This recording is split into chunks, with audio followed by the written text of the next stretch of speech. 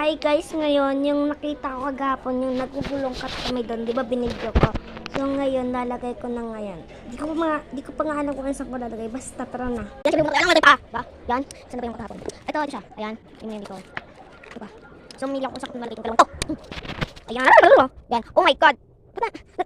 Guys, ano siya? Sana? Oh my god, yung nidrato ko nahulog. Wait lang guys. May nahulog. Wait lang, dyan. Ayan. Tingnan ba guys, ayan. Tingnan natin siya eh. Ito yun. Ito pa, tinusog natin siya konti. Pero gusto ko naman kasi ito. Okay. Yan, bitik mo eh. Yan, lagyan natin siya. So guys, hindi ko alam kung saan ko lalagay itong dalawang to. So syempre wala akong maisip. Lagyan natin siya dito sa box na to, tara. Yan, lagyan natin siya.